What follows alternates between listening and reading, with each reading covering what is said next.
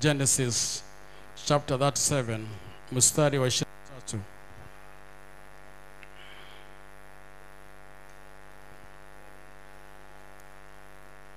Nitaenda kwa haraka kwa sababu ya muda, naona muda umeenda. So Genesis 37 Mwanzo 37 mstari wa 23. So when Joseph came to his brother, they stripped him of his robe, the ornament robe he was wearing, and they took him and threw him into the cistern. The cistern was empty, there was no water in it.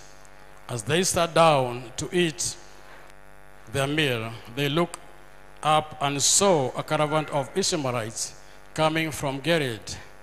Their camels were loaded with spices, brim and myrrh, and they were on their ways to take them down to Egypt. Judah said to his brothers, "What will ye gain if we kill our brother and cover up his blood? Come, let us sell him to the Ishmaelites and not lay out hand on him. After all, he is our brother, our own flesh and blood." His brothers agreed. So when the Midianites merchants came by, his brothers pulled Joseph up and of the cistern and sold him to the 20 shekel of silver to Ishmael, who took him to Egypt. When Reuben returned to the cistern and saw Joseph was not there, he tore his clothes. He went back to his brothers and said, "The boy isn't there. Where can I turn now?" Then they got Joseph's robe, slaughtered a goat, and dipped the robe in the blood. They took the ornate robe back to his father and said, "We found these. Examine it to see whether it is your son's robe." He recognized it and said, "It is my son's robe. Some vicious animals has devoured him. Joseph has surely been torn to pieces." Then Jacob tore his clothes and put on sackcloth and mourned for his son many days. All his sons and daughters came to comfort him, but he refused to be comforted. No, he said, "I will continue to mourn until I join my son in the grave." So his father wept for him. Tufikisha hapo. Tuenende in the same book, Genesis 39, verse 19. Inasema hivi. Genesis 39, verse 19. Inasema hivi. When his master heard the story, his wife told him, "Sure," saying, This is how your slave treated me." He burnt with anger. Joseph's master took him and put him in prison, the place where the king's prisoners were confined. But while Joseph was there in the prison, the Lord was with him. He showed him kindness and granted him favor in the eyes of the prison warden. So the warden put Joseph in charge of all those held in the prison, and he was made responsible for all that was done there. The warden paid no attention to anything under Joseph's cares, because the Lord was with him, and Joseph gave him success in whatever he did. Tuendelea in the same book, Genesis 41. Mstari wa 12.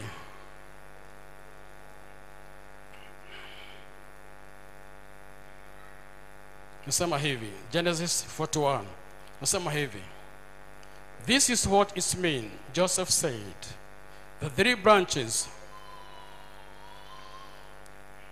This is what it means, Joseph said. "The three branches are the 3 days. Within 3 days, 41. Nasoma 40.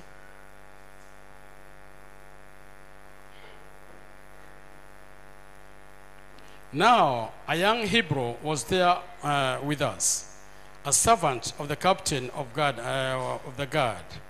We told him our dreams, and he interpreted them for us, giving each man the interpretation of his dream. And he turned out exactly as interpreted them to us. I was restored to my position, and the other was impaired.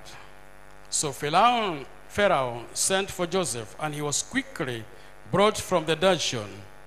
When he had shaved and changed his clothes, he came before Pharaoh. To end the same chapter, verse 41.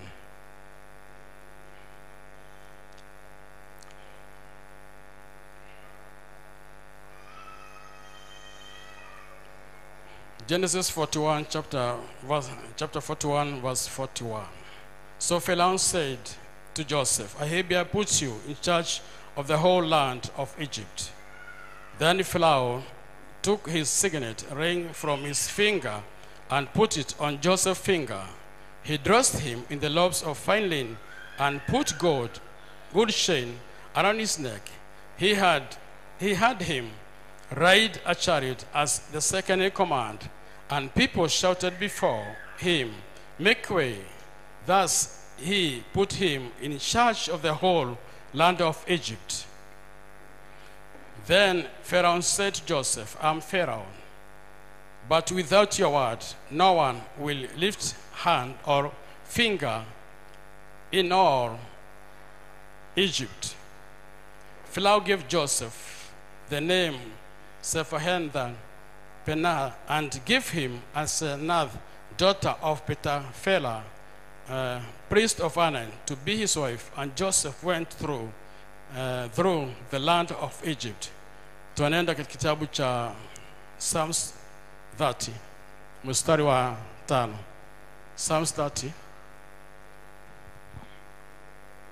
nasema hivi, for his angers last only a moment, but his favor lasts a lifetime. Weeping may endure, may remain for a night, but rejoicing come in the morning. Bwana sifiwe sana. Nitasoma maandiko mengine ambapo tunapoendelea. Baba, katika jina la Yesu Kristo na kushukuru adhuhuri ya leo. Asanti kwa sababu ya neno ambalo nimelisoma umenipatia nikalinena mbele ya watu wako. Naomba Baba ukanisaidia kwa sababu ni mwenye rehema na ni mwenye baraka. Nikumbuke siku ya leo. Nipake na upako wako. Saidia watu wako wanaposikiza neno lako. Bwana, kwa sababu ni mwaminifu.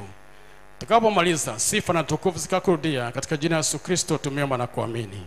Amen. Bwana sifiwe sana. Tangia wakati wa asubuhi ambapo tumeingia nyumba hili tumebarikiwa. Bwana sifiwe sana. Ni kwa sababu tumenenewa kupitia kwa neno la Mungu na hata katika hali ya kusifu na kuabudu, na tumehisi nguvu zake Mwenyezi Mungu. Neno ambalo ningependa kunena adhuhuri ya leo ni kwamba your dawn is coming. Bwana sifiwe sana. Asubuhi yako inakuja. The darkest hour is just before the dawn.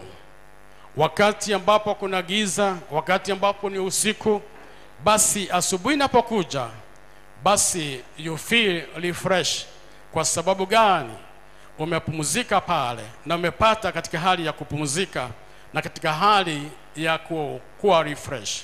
Siku ya leo watu wa Mungu, tunaposimama asubuhi ya leo katika maisha ya kiroho, kuna wakati kuna giza, kuna wakati tunapigana, kuna wakati tunapatia katika hali nyingi sana.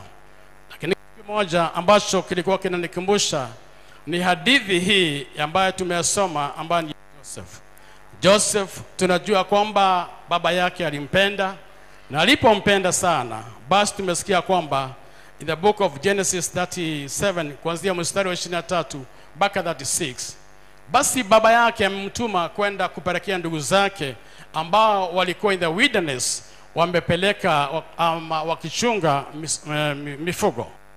Joseph anapoonekana ndugu zake, Basi kwa sababu ya ndoto ambazo alikuwa nazo pale, basi ndugu zake walikuwa wamemchukia. Basi ndugu zake hawakumependezwa na yeye. Basi Maandiko yanasema aje? Basi wakakubaliana basi wakuje wamhaibishe Joseph. Na basi Maandiko yanasema aje? Wakamtoa nguo.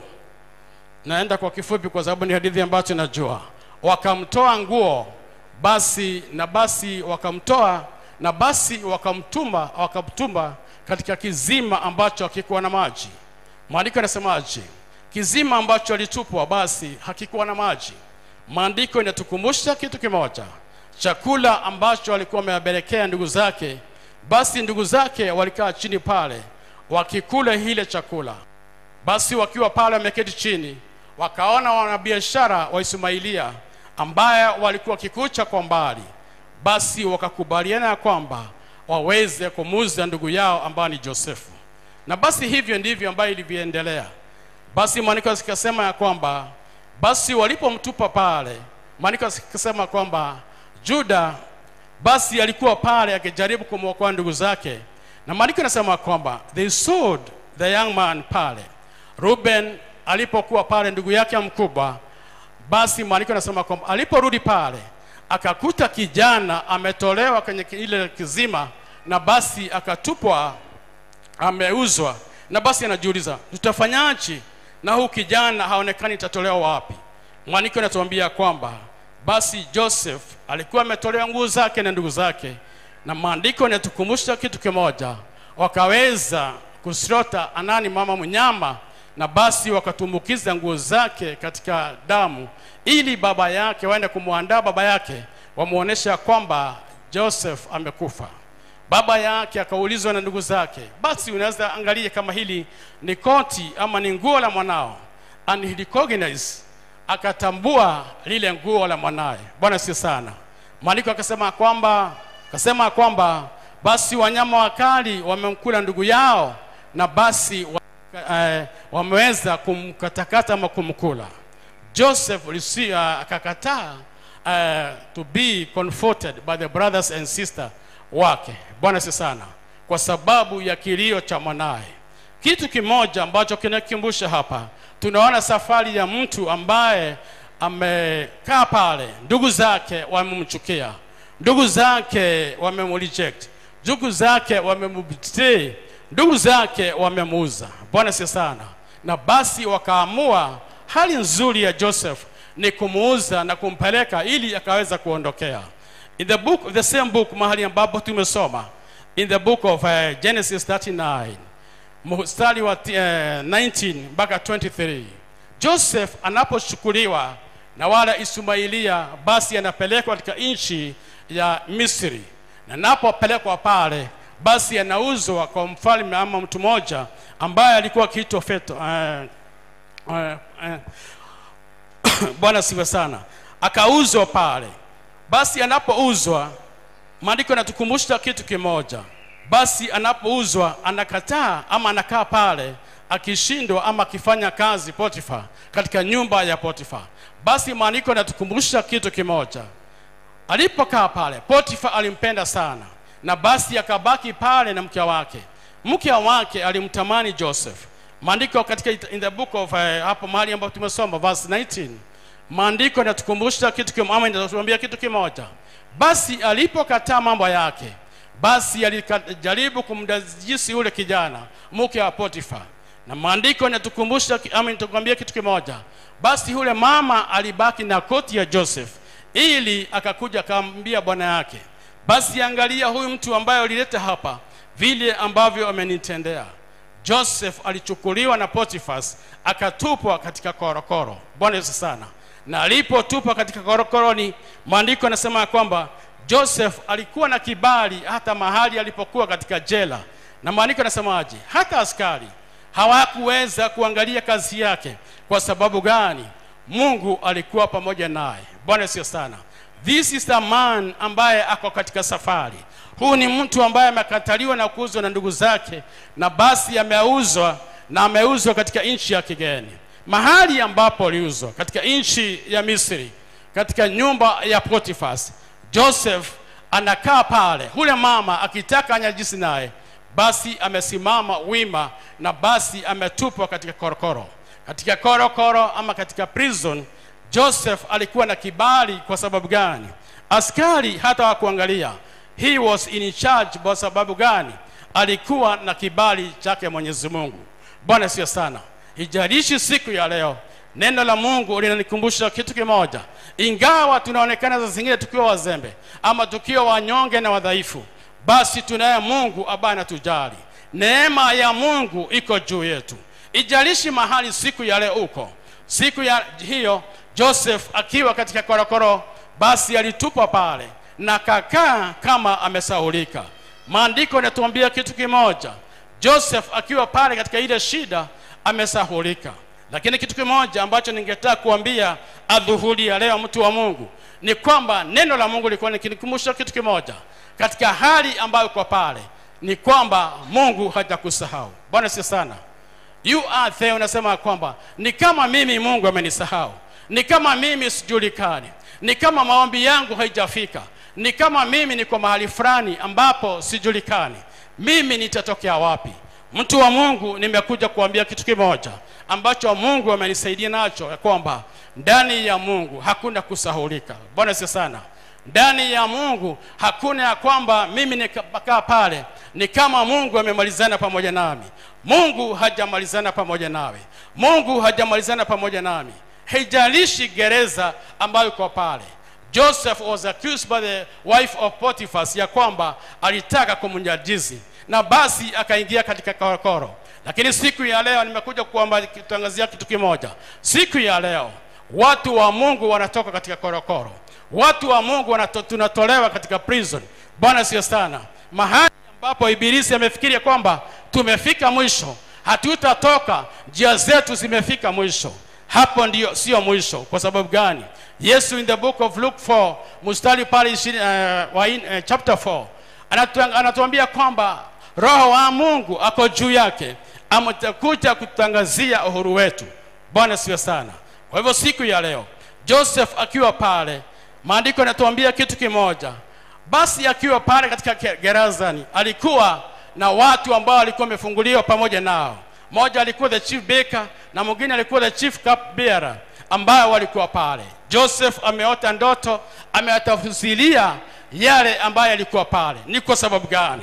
Ingawa Joseph alikuwa katika gerezani, basi Roho Mtakatifu ama Roho wa Mungu uko juu yake. Bwana si sana. Mtu wa Mungu, kitu ambacho tutafanya ni tuzidi, ijalishi mahali ambapo tuko, lakini tuwe connection pamoja na Mungu. Unaweza kusikiza sauti ya Mungu. Ninaweza kusikiza sauti ya huyu Mungu, nikasikia kwamba ijalishi Mungu anasemaje, Bwana anataka nikafanyaje, ujumbe wa Mungu ni gani, neno la Mungu kwangu ni gani. Joseph anatafsiri ndoto ya hawa watu wawili ambao walikuwa wakifanya kazi katika nyumba ya Farao. Basi maandiko yanasemaje? Akamwambia moja, the chief cupbearer, kwamba yeye atarudishwa kazi yake na mwingine atakuja kuolewa. Maandiko yanasemaje? And that's what, wakati aliwaambia huyu cupbearer amkumbuke, hakumkumbuka. Bwana sio sana. Siku ya leo unaweza kaa pale sema kwamba ni kama Mungu amenisahau, ni kama yale maombi nimefanya hajafika ama hajatenda jambo. Neno la Mungu lilikuwa likinikumbusha kitu kimoja, ya kwamba kuna kukumbukwa kwa watu wa Mungu. Mwaka huu Mungu ametukumbusha, ambapo mtumishi wa Mungu ametuguzia the theme of this year, ati ni mwaka wa kuingizwa katika pumziko. Sijui wewe mwenyewe unasemaje, sijui wewe mwenyewe unasikiaje. Unasema kwamba ni kama mimi nimefika mwisho. Kiangalia katika nchi yetu, watu wengi wamepoteza tumaini, watu wengi wanalia. Wakristo, hakuna tofauti yetu na watu ambao hawajaokoka. Lakini tumaini liko wapi? Tumaini letu watu wa Mungu liko kwa Mungu. Bwana sio sana. Hijalishi kama giza inaonekana, hijalishi kama tunaonekana kama tunapitia, but the end of the tunnel kuna mwangaza. Bwana sio sana, ambao utatutoa, ambao utatuokoa, ambao utatutembelea. Haijalishi kama tuko katika hali ya giza, lakini mwangaza wetu, lakini uhuru wetu unakuja. Kwa sababu gani? Bwana yuko pamoja nasi. Yesu Kristo yuko pamoja nasi. Bwana asifiwe sana. Ni kwa sababu gani? Joseph akiwa gerezani, basi amesahulika na Cupbearer amesahau. Lakini mfalme ama Farao anakuwa na ndoto, basi anamwambia, nimekuwa na hii ndoto, lakini kitu gani? Sijapata mtu wa kutafsiri. Bwana Yesu sana. Your day is coming, my brother, my sister, ya kwamba Mungu atakukumbuka, ya kwamba mfalme ataitisha faili yako, ya kwamba utakumbukwa kama Mordekai. Bwana Yesu sana. The Cupbearer anamwambia mfalme, kuna kijana moja, bahali ambapo tusoma Genesis 41 mstari wa 9, inasema kwamba kuna kijana moja Muhibrania.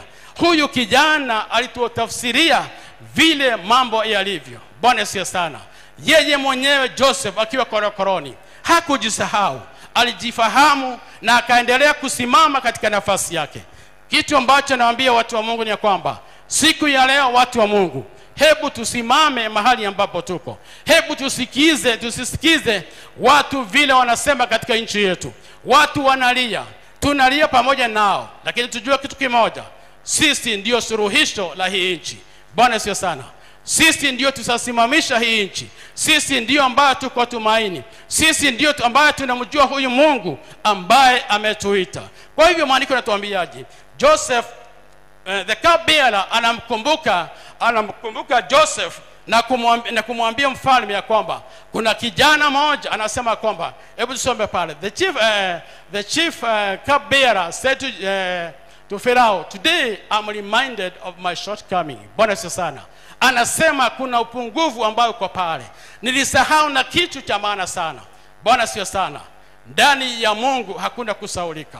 Kwa sababu gani? Firauni anasema kwamba basi kama ni hivyo huu kijana anafanya, basi akaumrisha Joseph aweze kuletwa, ameweza kuletwa na kutolewa mahali ambapo alikuwa. Bwana Yesu sana. This morning, this afternoon, watu wa Mungu, Mungu hajasahau pamoja nasi. Haijalishi gereza ambayo uko pale. Unaweza kuwa ni gereza la madeni kila wakati. Simu inapigwa na bank, simu inapigwa na watu wengine. Mahali ambapo nasikia kwamba niko katika gereza fulani, maisha yangu ya kiroho yameenda chini, nitafanyaje? Kunaye Mungu ambaye anakumbuka watu wake. Kunaye Mungu ambaye anatembelea watu wake. Joseph anakumbukwa na kutolewa gerezani. Maandiko yanatuambiaje? Basi anapokuja pale, anatafsiri ndoto na anasema vile ambavyo ilikuwa. Maandiko yanasemaje? The Cupbearer anasema kwamba alirudishwa katika kazi yake, na naporudishwa basi inakuwa vile. Joseph anaitishwa mahali ambapo alikuwa. Bwana Yesu sana. Haijulishi ama haijalishi mahali ambapo siku ya leo, but hajalishi mahali ambapo siku ya leo, mahali ambapo unasikia kwamba mimi niko katika mahali ambapo ni gereza, mimi niko mahali ambapo nimefika mwisho, familia yangu nimefika mwisho, nyumba yangu nimefika mwisho. Joseph on the same situation, ambapo alitupwa kwa sababu gani? Hakuwa amefanya jambo, aliwekelewa na kaingia katika gereza. Lakini maandiko yanasemaje? Firauni anamuitisha na kusema kwamba aweze kuletwa kwa haraka sana, atolewe gerezani. Bwana Yesu sana. Do you know, wakati wako kama Wanaisraeli, ambapo ni kama miaka ile ambayo ni ya Danieli, miaka 70 ya kukaa captivity imefika mwisho, ili watu wafunguliwa, ili tuweze kusherekea ushindi wa Mungu, ili tuweze kupata furaha ya huyu Mungu. Ni kwa sababu gani? Umekaa pale ukasema kama Wanaisraeli ambao walizoea pale Babylon, wakisema kwamba wametosheka. Joseph anatolewa gerezani, anakuja na kuletwa, anabadilishwa mavazi yake, anabadilishwa na kuletwa mbele ya mfalme. Bwana siwe sana. This is how our God is doing this moment. Bwana siwe sana. Hebu tuinue imani yetu, hebu tujiinue na tutazame huyu Bwana ambaye ako na uwezo wa kukutoa katika hali ambayo liko. Maandiko yanasemaje? Ya kwamba Joseph anapotolewa, anatolewa na kuletwa na kurudishwa na kuletwa mahali ambapo amenyolewa, mahali ambapo amepata mavazi mapya. Na maandiko yanatuambiaje? Kwa hivyo maandiko yanatuambia kwamba Joseph anatolewa na mfalme na Firauni na kumpenda ndoto yake. Bwana Yesu sana. Joseph could be able to interpret the dreams. Hebu siku ya leo, watu wa Mungu, neno la Mungu limekuwa likikumbusha kitu moja. Tusikae pale tuweze kukosa kushindwa kuwa na connection pamoja na Mungu, tuweze kukosa kupata ama suluhisho ama kupata jawabu pamoja na huyu Mungu. Maandiko yanatuambia in the book of Genesis 41 mstari wa 41, Joseph anatolewa. Anapotolewa, maandiko yanasema kwamba Joseph anatolewa gerezani, na maandiko yanasemaje? Joseph anakuwa promoted na Farao. Kwa sababu gani? Joseph amejisikia, Joseph anajielewa, Joseph can be able to interpret. Kwa sababu gani? Alikuwa ndani ya Roho Mtakatifu wa Mungu. Maandiko yanasema kwamba Joseph anakuwa in charge wa ile nchi ya Misri. Maandiko yanasemaje? Farao anatoa in the chapter 41, mahali ambapo tumepelekwa, Farao anatoa ring yake, basi anamweka Joseph kuoneshana the power authority. Bwana sio sana. Wakati mwingine tumekaa pale, unasikia kwamba mimi niko kama gerezani, lakini kitu kimoja ambacho mwana alikuwa nikumbusha ni kwamba Mungu yuko na kusudi na maisha yetu.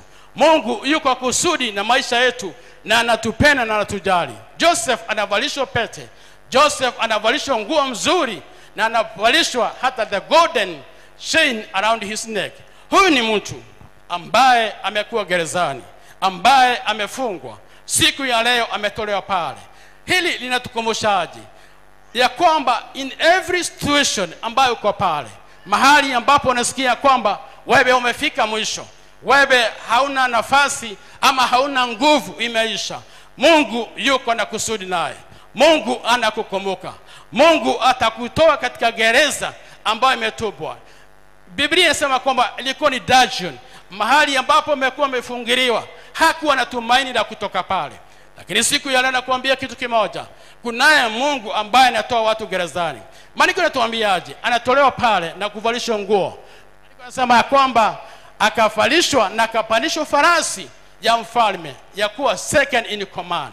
Our promotion is due. Bwana sio sana. Ni kwa sababu gani? Some people, even most of us, tumekaa pale tunasikia kwamba kama mahali kwetu ni gerezani. Your place is not in the prison. Bwana sio sana. Wewe sio nafasi yako ya kukaa gerezani. Ni kwa sababu gani? Katika hali yote ambapo tumesoma na kuelewa, katika mahali ambapo kuna giza, tumeona kwamba katika hiyo giza zote asubuhi inakuja. Watu wa Mungu, kitu ambacho nataka kuambia adhuhuri ya leo, asubuhi yetu imefika. Kutembelea kwetu na huyu Mungu kumefika. Hali yetu ya kuingilia katika pumziko ambayo Mungu amenena kupitia kwa mtumishi wa Mungu kumefika. Bwana si sana. Our promotion is due. Bwana si sana. Kuinuliwa kwetu ni kumefika. Maandiko yanasema kwamba basi akapandishwa farasi, na maandiko yanasema kwamba akaputwa, akawekwa in charge of all the Egypt. Bwana si sana. Ni kwa sababu gani? Huyu ni Joseph ambaye ameuzwa, ambaye ameenda korokoni, amepandishwa farasi, amevalishwa nguo, amevalishwa pete. Hapo ndipo Mungu ametuita siku ya leo. Bwana sio sana. Ni kwa sababu gani? Verse 44 inatuambiaje? Joseph anapandishwa farasi, na basi maandiko yanatuambia kwamba Joseph said, and the Pharaoh said to Pharaoh, I'm Pharaoh, but without your word no one will lift hand or foot in all Egypt. Huyu ni mtu ambaye ametolewa level ambayo alikuwa, mahali ambapo alikuwa gerezani, mahali ambapo alikuwa akiambiwa na askari gereza. Huyu ni mtu bana amepewa na amekabidhiwa mamlaka. Bwana Yesu sana. Mamlaka ambayo Mungu anapatia watu wake, ambaye anatupatia siku hizi, ni kwamba tutakuwa na power and authority ya kufanya mambo katika ufalme wa huyu Mungu. Sio watu ambao tutalegea ama watu ambao wamefungwa. Maandiko yanatuambiaje? Joseph alipewa mpaka bibi, na maandiko yanatuambiaje?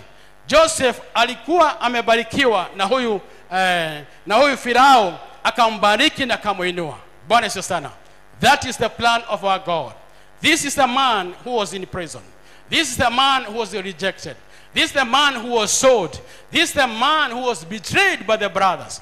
Bwana Yesu sana. Today vile ambavyo mtumishi wa Mungu Pastor Moroke ametuambia. Sio mahali ya kukaa pale kushindwa kwamba watu wa kanisa walinifanya hivi, ndugu fulani alinifanya hivi, mama kanisa alifanya hivi, mzee wa kanisa alinifanya hivi. This is the new year. Bwana asifiwe sana. We have to go and to enter in the new dawn. Bwana asifiwe sana. Mahali ambapo tunaingia katika pumziko la huyu Mungu, mahali ambapo Bwana anatuita. We have not been called tukae mahali ambapo tumekaa ya kwamba mimi niko gerezani, bibi ya Pilato Potifa aliniwekelea. Bwana, we are not going to stay there. We have been called to a higher authority. We have been called to a higher promotion because our promotion is due. Bwana sio sana. Our morning, asubuhi yetu imefika ndugu zangu. Asubuhi yetu wa Mungu, watu wa Mungu imefika. Mahali ambapo anasema kwamba this is the cycle ya 2024. Let us refuse hiyo cycle ambayo inajirudia. Bishop akakuja hapa akatafsiri, akatuambia huu ni mwaka mwingine, akatuambia tunaingia pumziko. That is the word of God. That is true. That is a fact and is factual. Ni ya kweli. Bwana sana. There is no doubt about it. Ukiangalia watu, I was telling my wife, nikaambia bibi yangu, nikakuwa nikimwambia, you remember wakati tuliingia the first Sunday hapa February, Bishop akatuambia amesikia Mungu akimwambia makuhani waweze kupiga tarumbeta. Bwana sana. And so many things have happened. Sijui kama uko na muujiza. Me have a testimony, a multiple of testimonies ambazo Mungu amenifanyia. Ni kwa sababu gani? Na kuambia kwa hakika nikiwa mbele zake Mwenyezi Mungu, nguvu za giza zilianguka, mapepo yalienda, umaskini ulienda, ufukara ulienda, magonjwa yalienda. And I was reminding my wife, nikamwambia, unakumbuka sometimes tunachukua neno la Mungu literally vile ambavyo lilivyo, vile ambavyo linanena, ujalishi, kwa sababu most of the time tunakaa pale na kujiuliza itakuwaje. No, this is not the time to use your brain. Tumia neno la Mungu, simama na Roho Mtakatifu wa Mungu. Unataka kuinuliwa, unataka kutoka gerezani, unataka kuachana na accusation za bibi ya Potifa, hakuna mahali zitakupeleka. Joseph never complained. Joseph was in the dungeon, but he never complained. But kitu kimoja najua kwamba Bwana alikuwa akimsaidia. Askari jela yeye alikuwa na kibali. Bwana sana. Even today as we stand here, as we sit here in this church, tuko na kibali cha Mungu. Hijalishi shetani anataka kutunisha na kutuonesha kama watu ambaye hawana nguvu. Tuko na nguvu ndani ya huyu Mungu. Tuko na uwezo ndani ya huyu Mungu. We have a God ambaye anatujali. Uko na Mungu ambaye anatukumbuka. Unaweza kaa pale sema kwamba ni kama nimesahulika. No, hakuna kitu kama hicho. God knows you. God knows you. Anajua shida zako. Bwana sio sana. Maana anatuambia ama anatukumbusha kitu kimoja. Rejection haikufanya Joseph akae chini. Rejection ama betrayal haitafanya kitu ama ndugu zake ama kumbuke sema kwamba hawa watu wamenikosea. This is not the time to sit down. This is not the time to sit down and listen to propaganda. We have no time to listen to propaganda. Hatuna nafasi watu wa Mungu. Don't waste your time. Don't waste your time even in the church, even in the village. Ukisema watu wanasema, watu wanafanya. My God, this is a different year. We are entering in a new dawn. Mahali ambapo asubuhi yetu imefika. Jeremiah, Daniel akisema kwamba, hey, watu wa Israeli, mnakaa hapa mkifanyaje? Miaka ya kukaa katika nchi ya utumwa imeisha. Ukombozi wetu uko mikononi mwetu. Ukombozi wetu ama mwokozi wetu ama tumetangaziwa nafasi ya kuondoka hapa. So what happened? Maandiko yanatukumbusha kwamba Joseph anapandishwa farasi, anakuwa promoted, anakuwa in charge wa ile nchi, anapewa mpaka bibi. Maandiko yanatuambiaje? In the mahali ambapo tumesoma in the book of Psalms 30 mstari wa 5 inatukumbusha kitu kimoja ambacho nataka tukajikumbusha. Inatukumbusha kitu kimoja. For his anger lasts only a moment, but his favor lasts a lifetime. Bwana Yesu sana. Huruma za Mungu ziko juu yetu.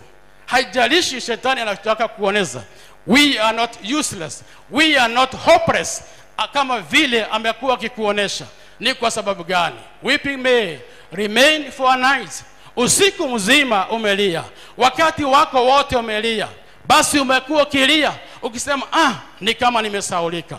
Wacha nikwambie, hatujasahulika. Umekuwa kilia, umekuwa kipanguza machozi, but rejoicing come in the morning. Our morning has come. Asubuhi yetu watu wa Mungu imekuja. Kama wewe unafikiria pale ati uko kwa giza, asubuhi imefika. Sisi hatuko katika usiku tena. Bwana sana. Ni kwa sababu gani? Mungu wetu amekuja. Amekuja kutukomboa, amekuja kutuponya. In the book of First Luke chapter 1, mstari wake ni wa 78 na 79. Maandiko yanatukumbusha kitu kimoja. Asubuhi hii ni gani? Ni mahali ambapo tuko, ni mahali ambapo tunafika tuingie katika pumziko. This is our dawn ambayo imefika ya kupumzishwa na Mungu. Tuenende in the book of Luke chapter 1 verse 78.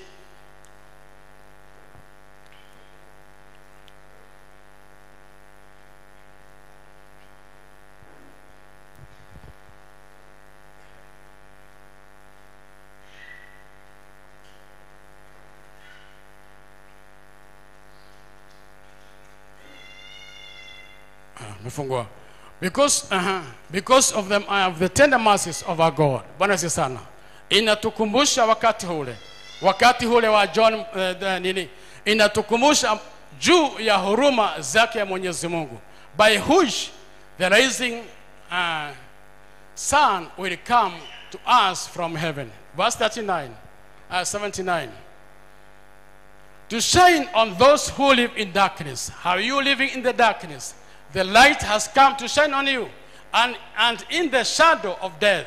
Wewe ambao unafikiria daktari ameniambia nitakufa, wewe ambao unasikia kwamba kifo ni kama kinakufuata, maandiko yanatuambia kwamba to guide our feet into the peace, in the path of peace. Bwana asifiwe sana. Hilo ndilo pumziko ambalo tunaambiwa juu yake. Hilo ndilo pumziko mtumishi wa Mungu amekuwa akisaidiwa na Roho Mtakatifu, ambapo Yesu anataka watu wake wakaingia, ya kwamba Roho Mtakatifu amekuja akatuongoza to guide our feet in the path of peace. That is the peace of God, which ambayo inapita kila kitu chochote. In the book of Psalms 46, kuanzia mstari wa kwanza mpaka wa 6, tusome pale. Inasema hivi, Psalms 46. Psalms 46.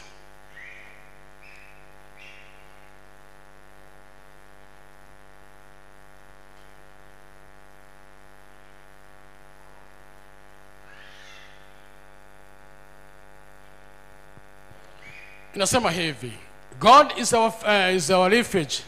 Rudi verse 1. Inasema kwamba God is our refuge and the strength, an ever-present help in trouble. Bwana sana.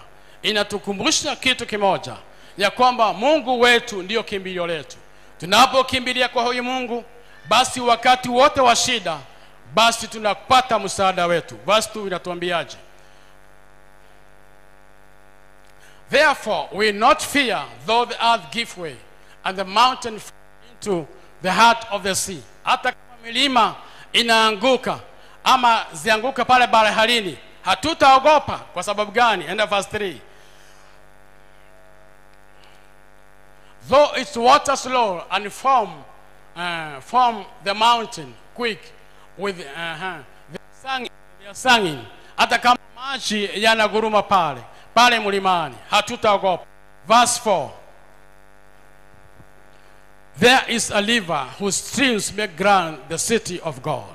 That is what I'm talking about. Kuna mji ambao ni wa Mungu. There is a river, ama kuna mto ambao ni wa Mungu, ambao anatembea, ambao anatupatia uzima. Bwana sio sana. Kama vile neno la Mungu linatujia. The holy place where the most highly dwell. Hapo ndipo tunapata nguvu zetu. Hapo ndio tunapata nguvu na kuinuliwa. Katika ule mto ambao anatembea pale na kuleta uzima. Kuna uzima katika ufalme, katika nyumba la Mungu, katika neno la Mungu, katika ndani ya Roho Mtakatifu wa Mungu. Verse 5 inatuambiaje? God is within her, she will not fall. God help her at break of her day. Katika inchi ama inchi kikuja kuamkia, katika ile asubuhi ambayo naambia asubuhi ya leo, basi maandiko yanatuambiaje? Basi Mungu anakuja kutusaidia. Verse 6.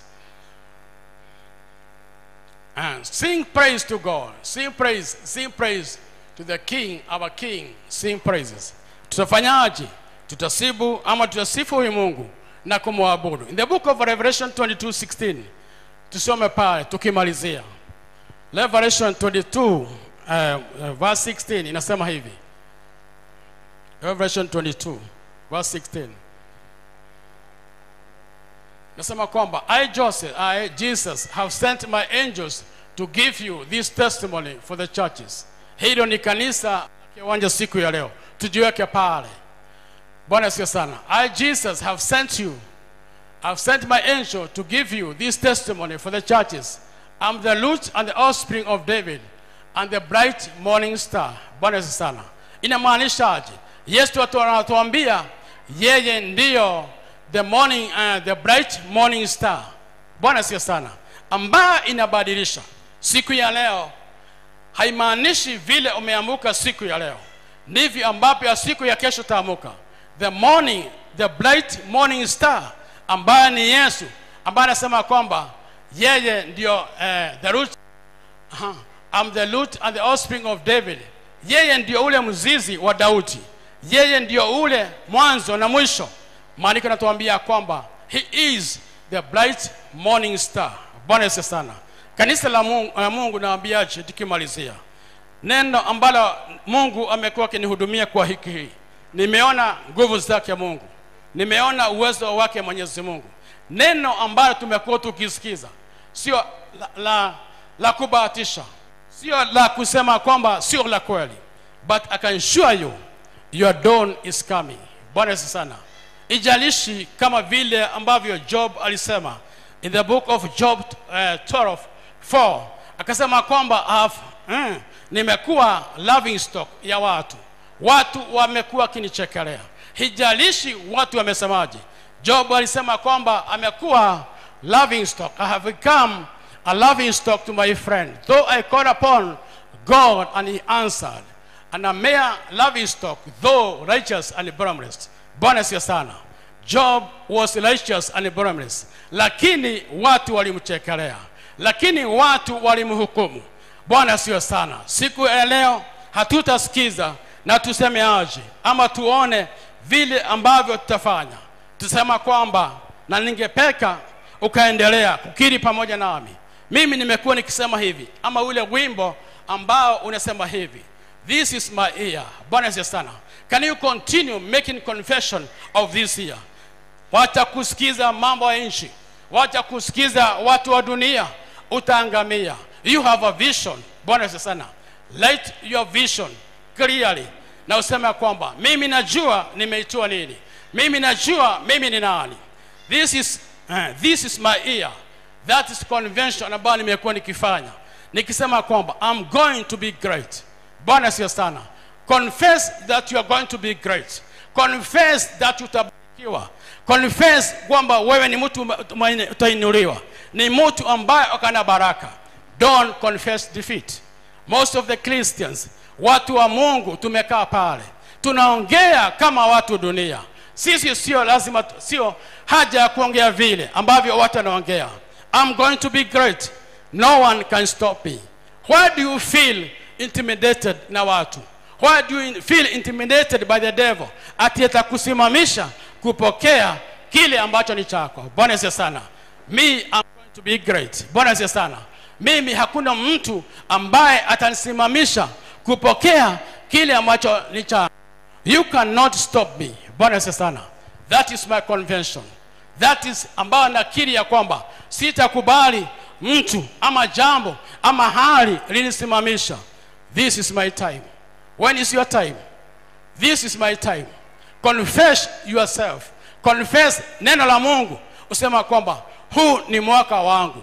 Hii ni wakati wangu. This is my season. Season yako ni hii. Wacha kusema kwamba I'm waiting for next year. Mungu atanibariki. Mungu atanisaidia. I can tell you my brother, my sister. This is your time. wakati wa kupokea baraka yako, wakati wa kupokea muujiza wako, wakati wa kupokea promotion yako ni wakati huu. Joseph never hesitated. Akasema kwamba I was in a prison. I'm not ready to be promoted to second in command.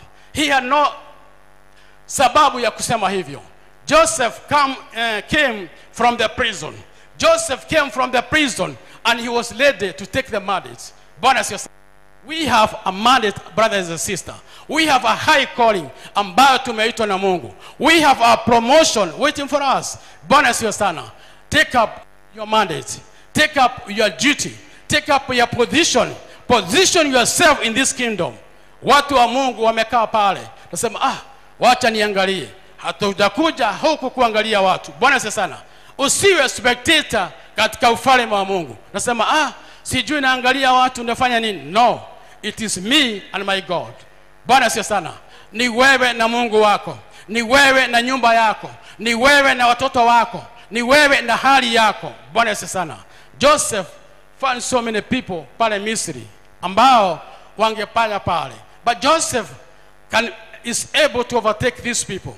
Ufalme bishop anatuambianga kuna nafasi ya kuovertake. Bwana sio sana.